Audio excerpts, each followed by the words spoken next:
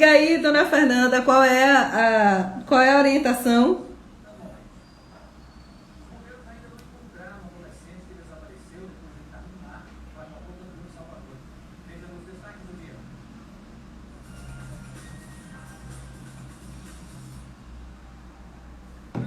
Tá. Então estamos aqui de novo, né? Parte do nosso público foi tomar um cravinho, uma água, ou foi tomar uma cervejinha ali, né? Enquanto a gente de novo organiza esse cortejo, né? Aqui. Enquanto a gente se prepara aqui, gente, enquanto a gente aguarda, contar um pouquinho para vocês porque esse nome Espelho de Festa. Quando eu estava fazendo, a gente até divulgou aqui um vídeo sobre isso. Mas quando eu comecei a escrever a tese, eu fiquei muito interessada, né? Eu tive que dialogar com a antropologia da festa, tive que dialogar com a antropologia da imagem, né? Principalmente da imagem. E aí, uma coisa que veio muito, né, quando eu comecei, é sobre como é difícil a gente colocar uma festa num padrão. A antropologia ela, principalmente a antropologia da festa, ela tem uma visão bem diferenciada em relação a... Vou convidar aqui o professor Depp. Vou mandar aqui uma solicitação para ele de convite. Ela tem uma abordagem diferenciada, porque ela não está muito preocupada, como acontecia com a historiografia, né? De, por exemplo, agora... Apareci. Que macumba difícil é essa, viu? Mas olha só... Isso aí é para pai de santo pós-graduado. Mas tudo isso foi para a gente ter essa participação especial. Mas essa luz aqui está ruim. Quiser apelar para Nanã. Pois é, ó, era para ter essa participação especial. Pois é. Mas essa luz é muito ruim. Conseguimos, professor, então bora fazer esse cortejo. Puxar esse cortejo. Regina, meu abraço, Regina. Oi, minha filha, eu vou ver se eu arrumo uma luz melhor, porque essa está muito ruim. Eu vou ver se eu ajeito aqui, peraí. Tá bom. Ela foi tentar dar um jeito na iluminação. Sem Nanã eu não faço nada, hoje é um negócio sério. Não faz nada. Mas o senhor já pensou que essa festa, esse xirê, de um filho de Xangô com a filha de Oxum, ia ter que acontecer. Eu vou aqui para o escritório de nega, que é melhor. Vamos ver se a luz aqui está melhor. Gente, que Para ver barato. onde é que eu apoio. Esta é a Tá ruim, peraí. Esta é a live. Ela está cuidando da iluminação aqui. De todos os tempos, bem no espírito de festa de largo, bem no espírito das festas da Bahia. Dá tudo, não adianta planejar nada, produzir nada. Vai tudo como o povo imagina. Eu vou fazer o teste comigo, porque aí... Peraí. Fazer o teste comigo. Pronto, aqui tá bom, ó. Senta aqui. Certo. Pronto, vamos ver se dá certo agora. Pronto, bem-vindo. Gente, a gente Certo. primeiro agradecer a generosidade dessa figura fantástica, né? De quem eu sou fã de carteirinha. Eu já nem sei mais o que é que eu sou, porque assim, eu lhe conheci como fonte, depois virou professor, consultor, a gente divide histórias, então assim, né?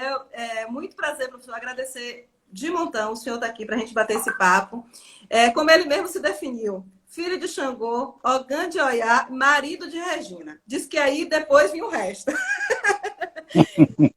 Professor Depp, doutor em antropologia, né? Um dos pesquisadores mais respeitados dos temas baianos, principalmente um estudioso de festas, né? É autor de Águas do Rei, é autor do que ele disse outro dia, é um ensaio, mas na verdade não é um ensaio, professor, é um livro crucial, né? Foi meu livro de cabeceira durante muito tempo, continua sendo, que é Rumores de Festa.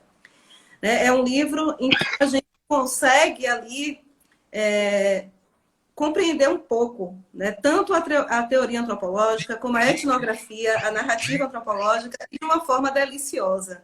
né? Desde o seu ensaio sobre como foi a sua imersão em ir atrás do trio elétrico e passando por coisas maravilhosas como a estética das barracas, né? Das festas de largo. Então, assim, para começar esse cortejo, nesse bando anunciador, ninguém melhor do que o senhor para estar aqui inaugurando essa primeira live do Espelho de Festa, né? Então, eu já começo lhe perguntando como é que o senhor imagina que a gente vai conseguir seguir nesse festejar em meio a essa confusão, né? De pandemia, de não poder aglomerar. Primeiro, boa noite para vocês todas. É uma alegria estar conversando com você, Cleidiana, e com todo o pessoal, com essas baianas tão simpáticas, não é? Eu espero que a gente, da próxima vez, você bote antes uma cachaçinha para Exu para poder facilitar a caminhada aí, não é? Sem ele a gente não consegue comunicação.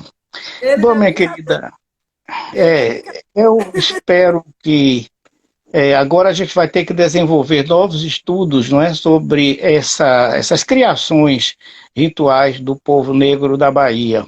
Eu sempre costumo dizer que a imaginação ritual dos negros baianos é qualquer coisa de extraordinária, é maravilhosa, não é? A criatividade ritual, a criatividade demonstrada na geração desse calendário fantástico que nós temos, ela é muito grande. Só tem uma coisa que é de parecida, que é o tamanho da estupidez dos governantes que nós temos, não é? Que muito longe de exaltar, muito longe de fazer tudo para incrementar a grandeza desse calendário de festas que nós temos, eles atrapalharam. Eu até hoje lamento o fim dos lindos arraiais de barracas, uma das criações estéticas mais bonitas que a gente tinha em Salvador, arranjos belíssimos que eram os das barracas com seus tamboretes pintados, não é? Toda aquela coisa tão fantástica, esteticamente, desapareceu com essa mania de padronizar que eles adotaram. Também a repressão que incidiu sobre as festas populares, a expulsão da negrada ali da Cidade Baixa, por exemplo, né, com o fim da grande feira, né, que acabou diminuindo a grandeza da festa da Conceição. A intolerância religiosa por parte da igreja atrapalhou bastante, não é? E também os mecanismos de indevida expoliação e apropriação do capital simbólico dos negros por parte de uma classe média que não compreendeu bem as criações tão ricas, não é, das coreografias, da produção ritual, não é, do nosso povo. E o racismo também está no meio, não é?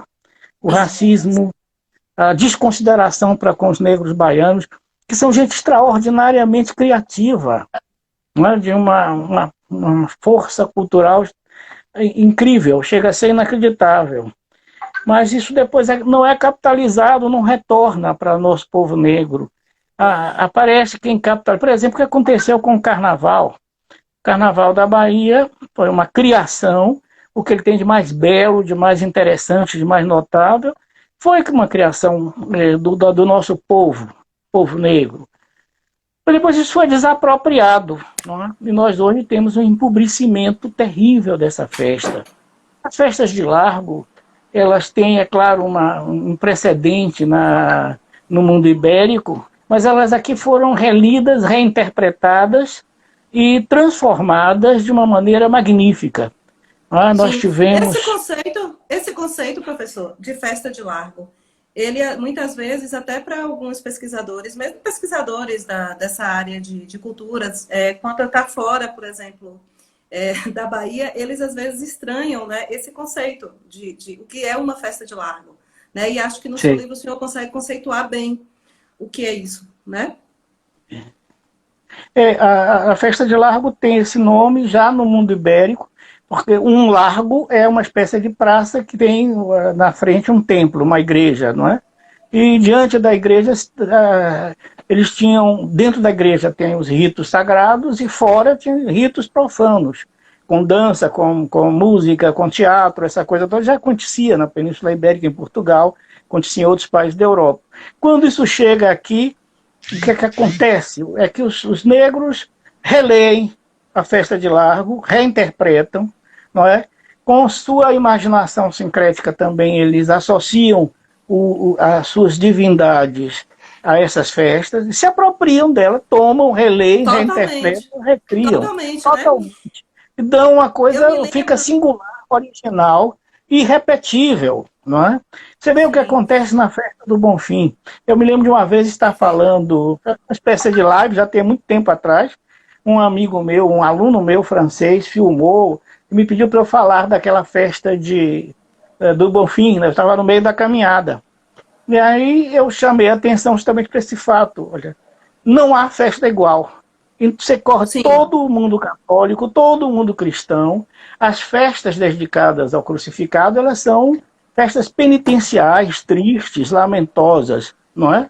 Então, ele, ao tempo que eu falava, ele estava filmando o pessoal, muita gente vestida de branco, o pessoal dançando, não é?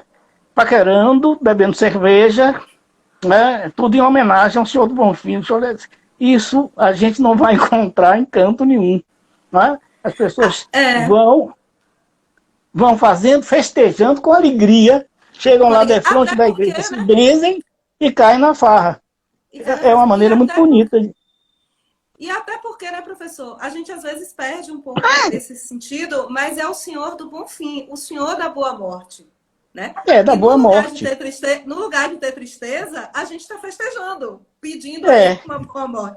Como acontece. Ele é um agonizante. Se a gente pensar bem, é um agonizante que está sendo supliciado. Mas a gente consegue transformar ele numa figura alegre. Aí quando olho para o Senhor do Bonfim, que vejo ele com aquelas fraldas, eu penso num grande bebê, não é, que está ali assistindo a coisa toda, não é? E não sinto tristeza. Não é? A relação é de alegria. A gente reza, se benze. Eu me lembro de um bêbado que eu vi uma vez na festa do Bonfim, chegou para ele devotamente, se benzeu e disse: "Ô, meu velho, eu não presto, mas eu te amo". Olha que coisa linda, né? Então, é uma releitura, é uma reinterpretação. E por que isso acontece? É porque Jesus, o crucificado, foi associado com Oxalá, um filho de Deus, do panteão negro, e que é uma divindade de alegria, não é? Que gosta de dançar. Nietzsche dizia: só sou capaz de crer num Deus que saiba dançar. Oxalá é um Deus que sabe dançar, né? E gosta disso, que abraça. E eu me então lembro, a festa dele tem alegria. Tem alegria. O senhor chega até a falar disso, né? Quando o senhor se refere ao culto, à festa, que é uma grande festa, né? Que a gente, infelizmente, esse ano não pôde ter, mas é de São Roque. E a festa de São Lázaro, que também acontece durante o carnaval. Né? E eu lembro que o senhor chamava a atenção, né? Quem não tem temor diante dos senhores que sabem dos mistérios da saúde, e da saúde da doença, da cura, que conhece os mistérios da morte, né? No caso, por exemplo, das religiões afro-brasileiras, e é acorrentada por uma criança, né? Por uma criança. Então, aí o senhor diz, como a gente chega, de alguma forma, mesmo respeitosa, mas a gente festeja, a gente não tem medo, né, nesse sentido. Tem alegria, tem um componente de alegria, claro que com toda a veneração, todo o respeito, não é, que a gente deve a Baluaê e tudo, mas é uma coisa que também com outro espírito de alegria, de força, não é, de, sei lá, uma energia muito boa, como o povo diz agora. Então, isso é um capital simbólico riquíssimo, riquíssimo, e tinha que ser bem tratado.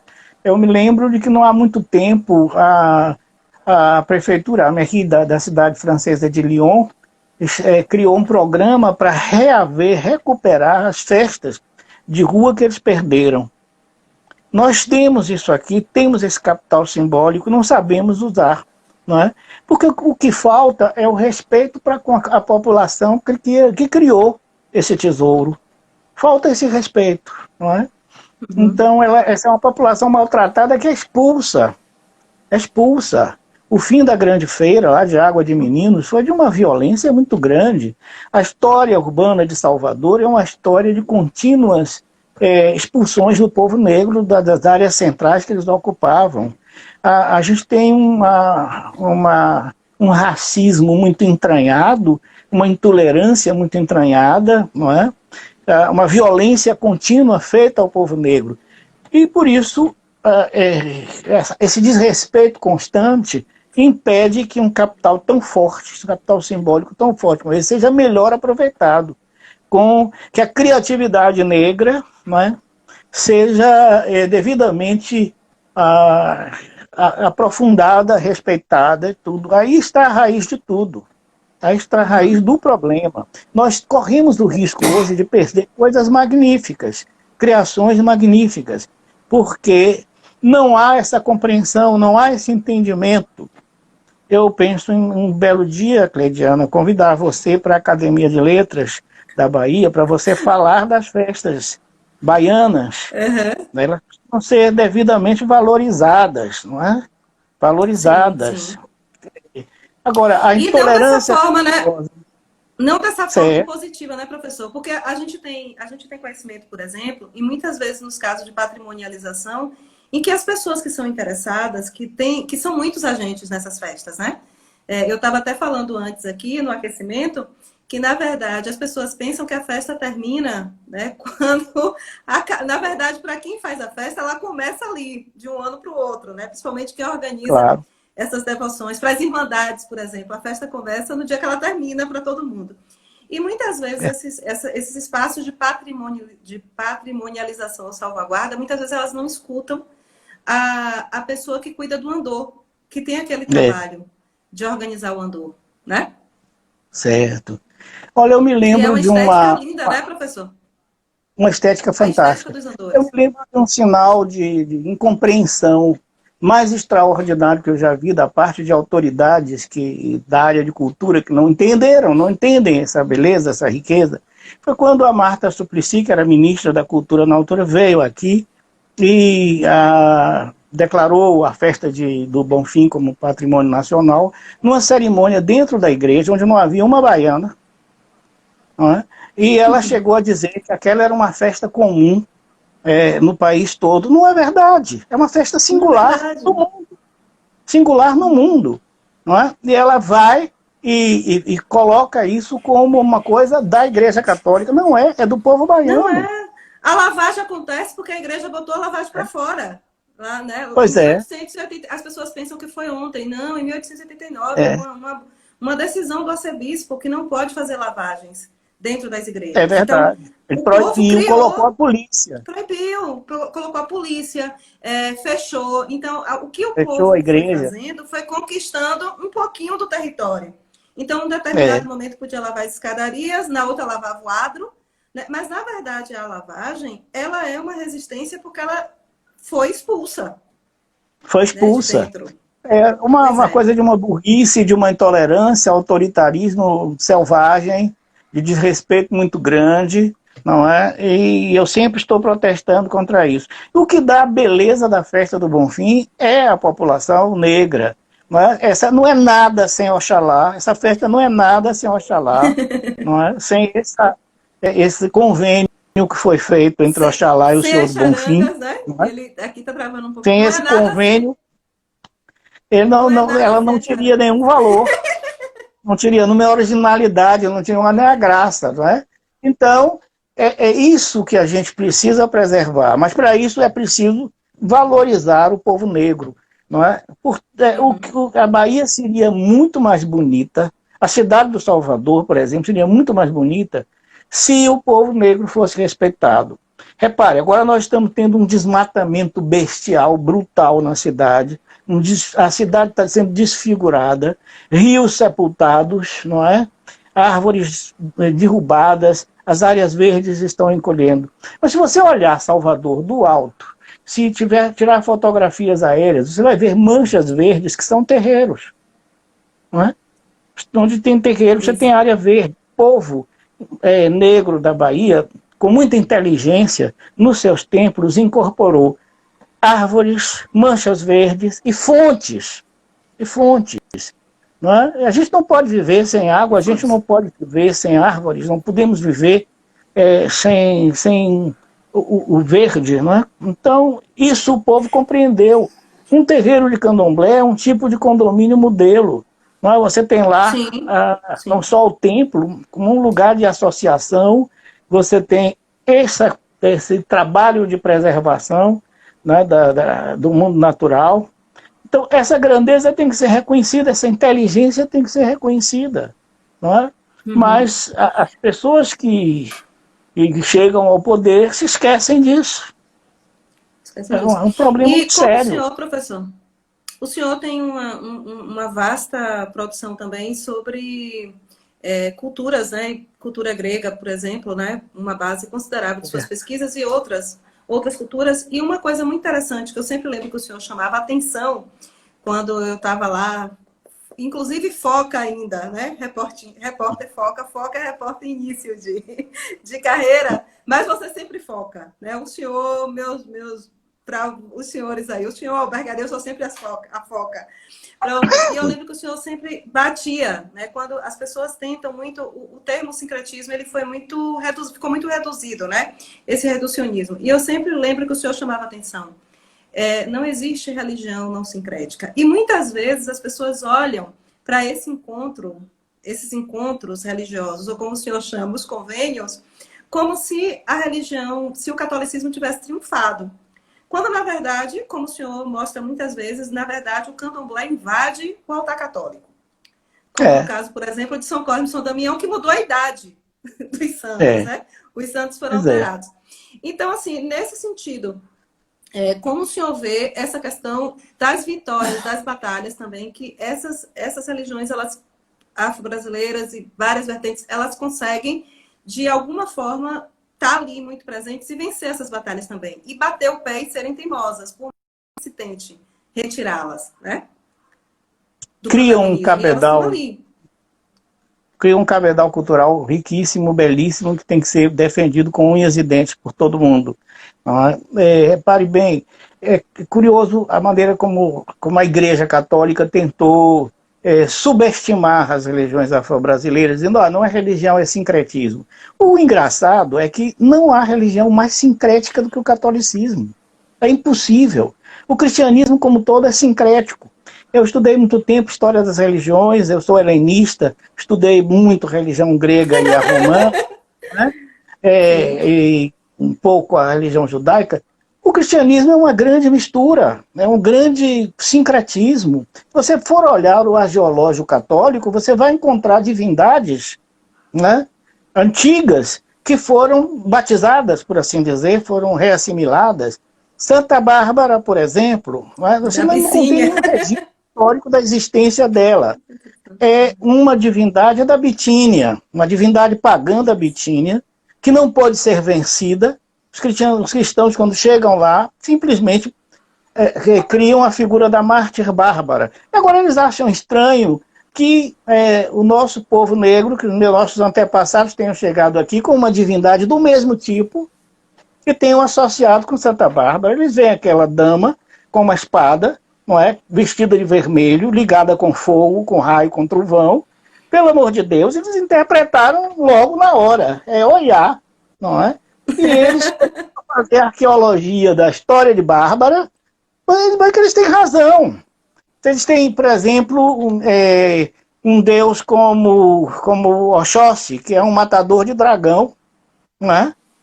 Que anda a cavalo. Eles veem São Jorge. Não É. é? São Jorge, eles São interpretaram Cristóvão, né? São São Cristóvão, né, Cristóvão e assim por professor? Que diante. carregou o Agora, você mundo vai nas olhar a costas. história de São De Jorge, Átila. é uma antiga divindade pagã que foi batizada. Isso. O Não há próprio uma... Átila, né? O próprio Pois Átila, é. né? Que Por isso carrega o mundo nas tiraram do costas. cânon. Por isso que a igreja tirou do cânon numa das revisões que fez. Isso. Só não conseguiu tirar da devoção do povo. Né? Não tira, Então, porque inclusive são é, muito, são cultos, né? O caso de São Cosme e São Damião, por exemplo, né? Que eles é, ainda tentaram colocar naquela categoria de opcionais, mas São Cosme e São Damião estão no missal, porque Cosme Médici, né, o mecenas Pois é. da Cosme Renascença, Damião. era devoto de São Cosme, né? Tem Pois é. basílicas belíssimas, né? Em relação a ele, né? Então, assim, né? Ele... E aí eu já tô chegando aqui, professor, para lhe arrastar para exatamente as licenças que o povo vai fazendo, né? Nessas festas. Então, mesmo com toda a vigilância, mesmo com toda a tentativa de normatização, o povo vai lá e pega São Gonçalo do Amarante, né? Festeja São Gonçalo, que é o padroeiro dos violeiros. E aí eu estou chegando aqui perto de uma licença popular feita para uma das festas que não está na capital, mas está no interior do estado, aqui no Recôncavo, né? Na cidade do Recôncavo, muito importante, que também estaria sendo festejada agora, né? Nesse mês de agosto, que é São Bartolomeu, né? E o senhor etnografou a festa, uma parte da festa de São Bartolomeu. É verdade. Eu acho que daqui a pouco vão derrubar a gente. Vão derrubar a gente à medida que esse assunto for aqui se desenvolvendo. Mas essa festa acontece uma coisa muito bonita, que é uma celebração pública do sexo feminino. Isso eu fiquei encantado quando vi. Tomei um susto primeiro, porque eu não esperava uma aclamação tão fantástica, né? Do povo inteiro aclamando uma coisa que é muito boa, muito bonita, e vencendo falsos pudores. Eu acho maravilhoso isso. É uma celebração muito digna da porta da vida, não é? Então, você vê como a imaginação cultural, a imaginação ritual do povo brasileiro, do povo baiano, é rica, é poderosa, ela passa por cima de muitos obstáculos do moralismo vagabundo, não é? E tem uma nobreza ao sexo que é uma coisa esplêndida, não é? Porque quem é que pode viver ignorando o sexo é uma coisa estúpida. Isso nós aprendemos com nossos avós. Você vê o samba de roda. O samba de roda tem na sua origem rituais de puberdade, rituais em que as moças se preparavam para o amor. Tem uma coisa mais bonita do que isso? Não tem. Linda, é uma coisa com uma sexual sadia e generosa. Essa lembrança do corpo. Uma religião que ignora o corpo, para mim, é barbárie. É barbárie. Então, eu agradeço muito ter tido contato desde cedo com as religiões afro-brasileiras, por várias razões. Em primeiro lugar, o respeito pelas mulheres, que elas inspiram, não é? Essas religiões inspiram. No mundo afro-brasileiro, as mulheres podem ser as maiores sacerdotisas. Não é? Na religião dos meus pais, uma mulher não pode ser sacerdotisa. Não é? Isso é barbárie para mim.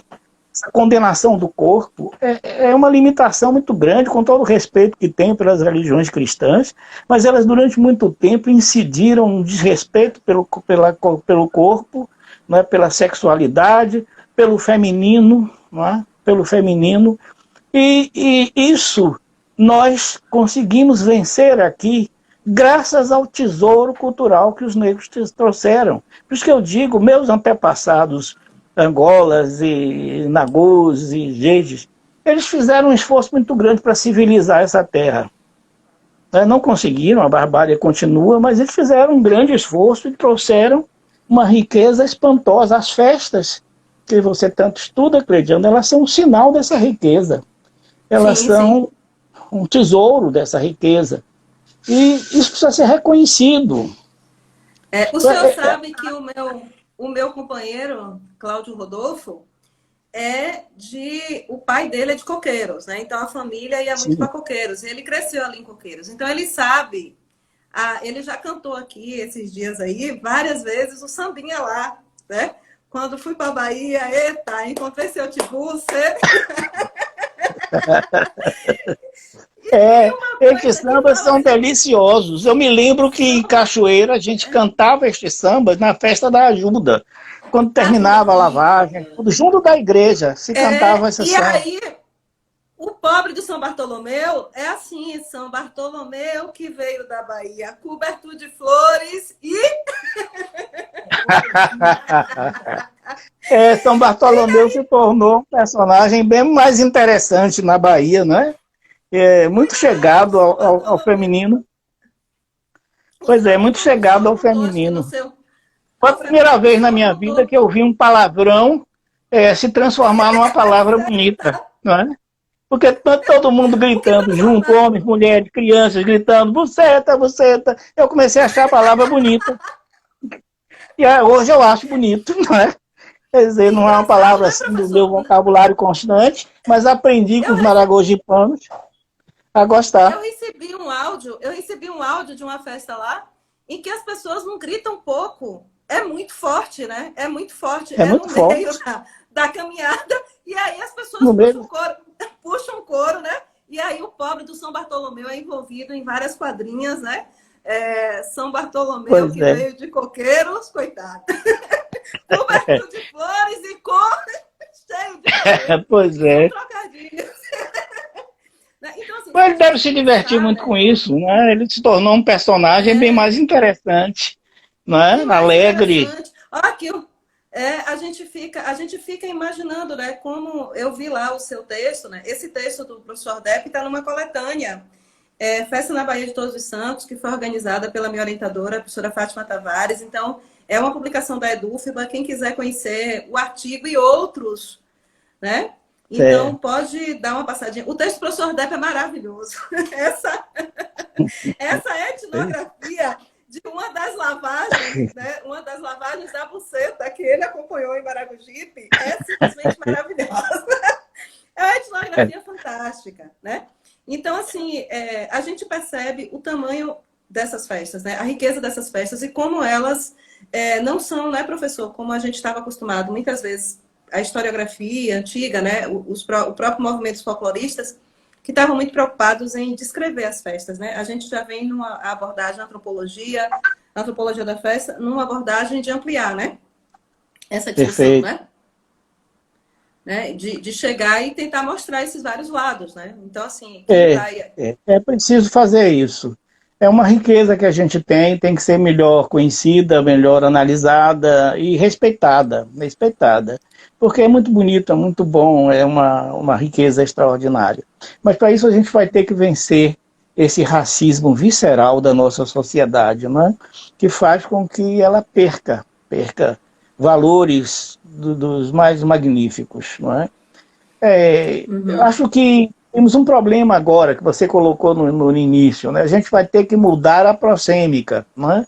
Com essa coisa do Covid que chegou, a gente vai precisar de imaginação coreográfica, imaginação ritual, não é? Então, é necessário que a gente recorra a essa poderosa inteligência, essa poderosa imaginação negra para criar novos ritos, novas maneiras de aproximação, de afirmação da corporeidade, não é? Isso vai ser muito importante. Sim. Festa muito importante. Festa é sinal de saúde numa sociedade. Sim, eu vi, por exemplo, uma manifestação muito bonita, né? Porque foi a Irmandade da Boa Morte, não pôde, né, fazer a festa, e no dia 15 promoveu-se uma live onde as Irmãs da Boa Morte, elas fizeram uma série de orações. Eu fiquei emocionada, porque pareciam as novenas da minha cidade, Açu, né? Então, cada uma puxava uma cantiga de Maria, né, da ladainha, muito bonita, ver aquelas senhoras, né, e como elas se prepararam, se arrumaram, né, para entrar naquela live. Então, era simplesmente emocionante, né, a gente vê aquelas senhoras, inclusive, vencendo essas barreiras que a gente pensa que é um impedimento, um impeditivo, né, mas estavam ali acessando seus celulares, seus notebooks, né? Algumas, inclusive, diziam, não estou conseguindo, não. Olha, minha câmera está fechada.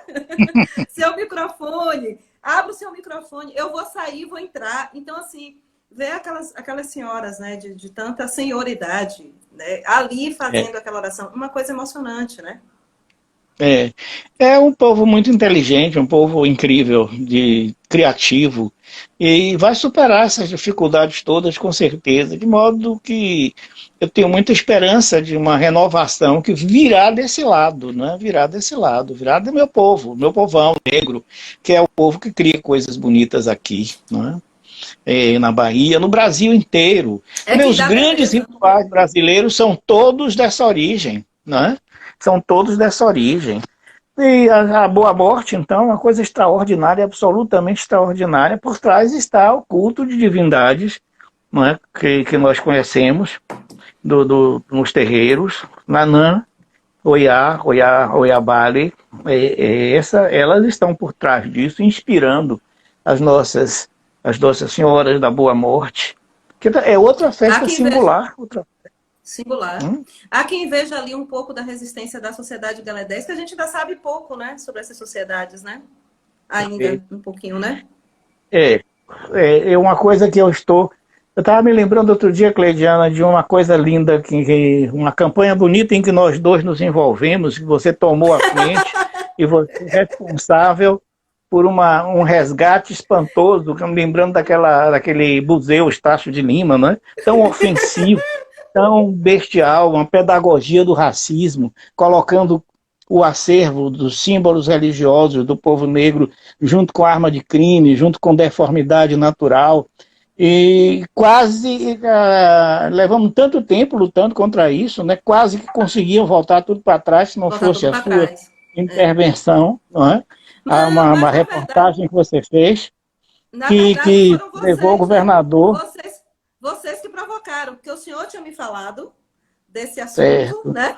E aí um belíssimo, nada é por acaso, né? Esse povo é brincadeira nessa retaguarda. Lá fui eu, tropecei no museu, perguntei, cadê aquele acervo? Porque o senhor tinha me falado dele, o professor Paulo Costa Lima tinha me falado.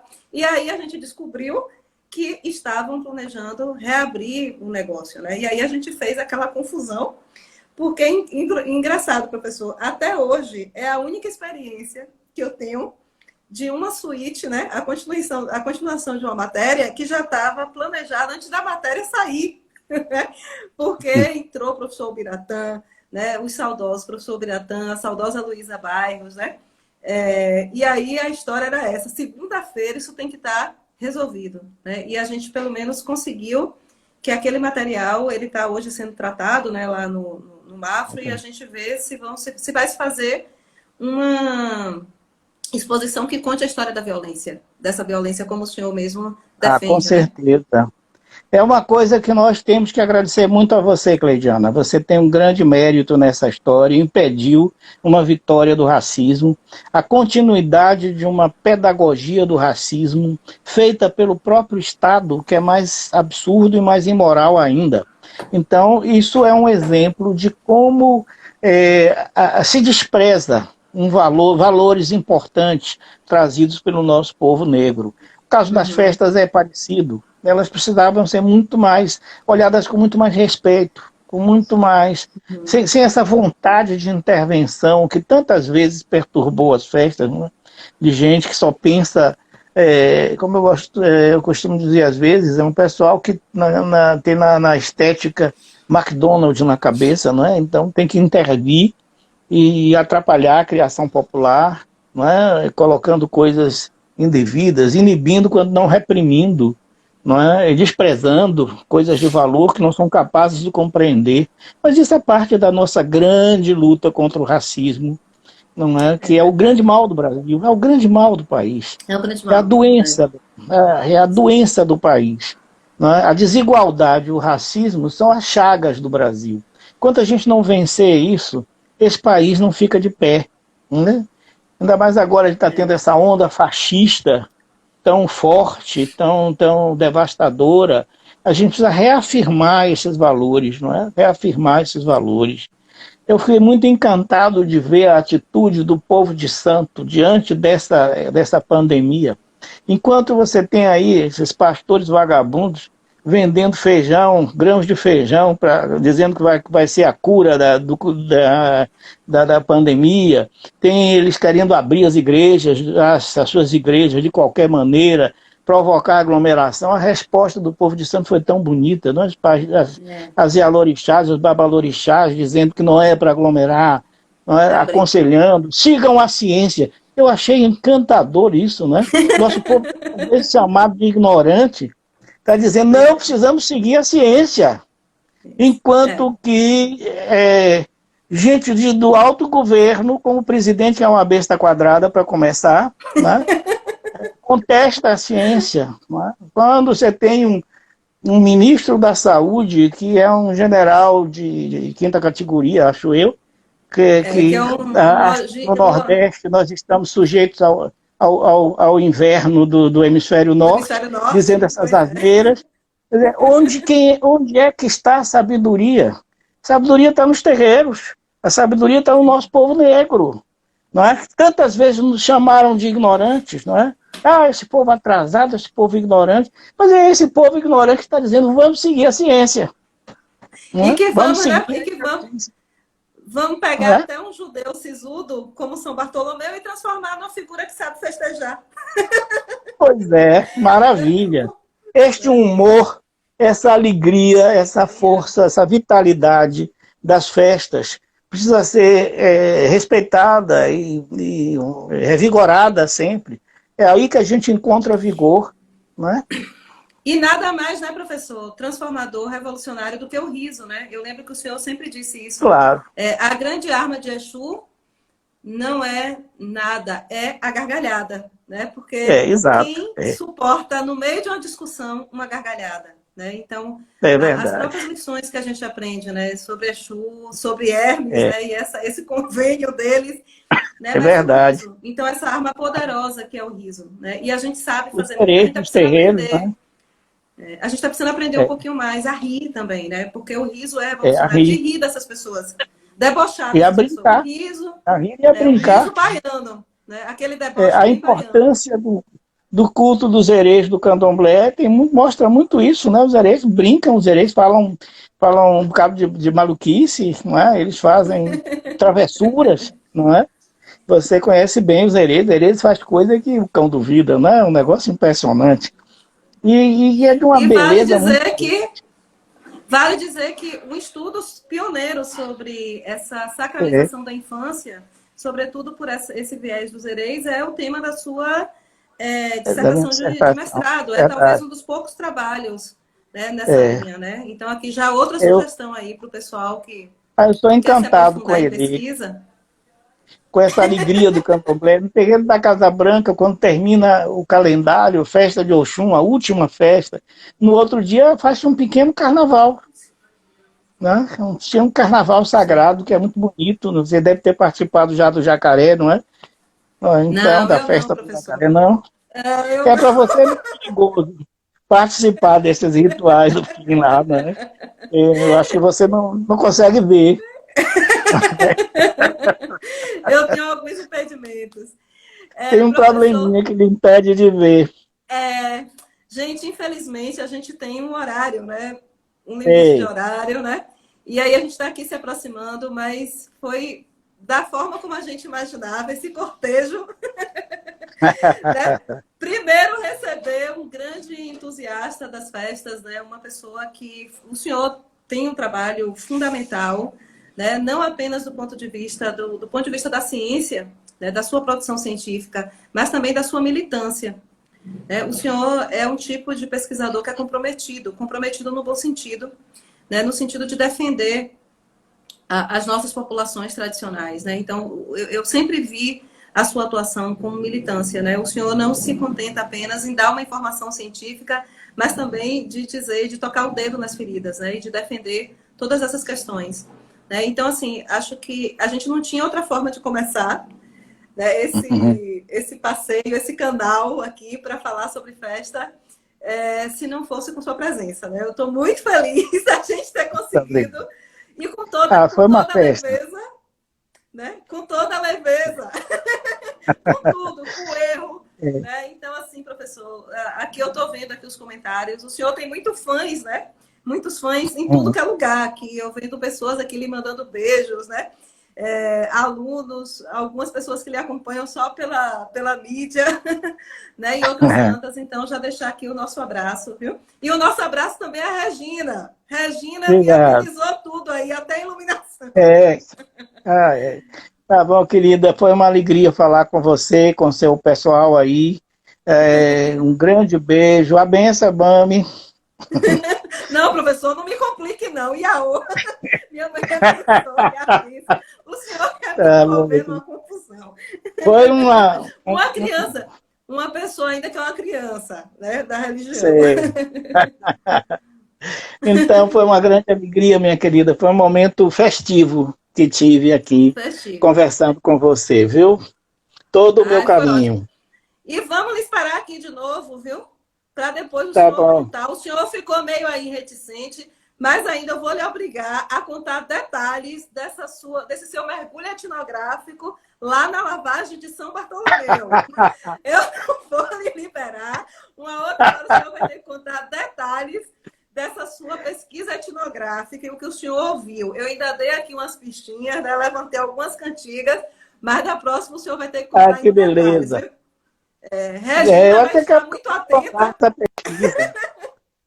Eu quero até prolongar essa pesquisa, porque eu já vi, não sei se foi você mesma que fez, na tarde, uma documentação de uma festa parecida, aqui na Bahia, de uma senhora que tem muitos filhos, né? Então fizeram uma homenagem a Foi ela, o pessoal do a Massa, lavagem. o pessoal do Massa, que fez uma matéria Pois lá é. sobre uma lavagem Que mais ou lindo, menos a lavagem da parecida. buceta da Maria.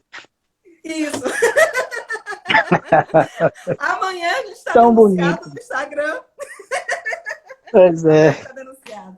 que Viu, bonito. É um negócio muito bom. Tá bom, Pois querida. é. Foi ótimo Professor, falar com muito você. obrigada, viu? Muito obrigada a Nada. todos vocês aqui, gente. Obrigada, Eu boa que noite. E agradeço. a gente vai se encontrar.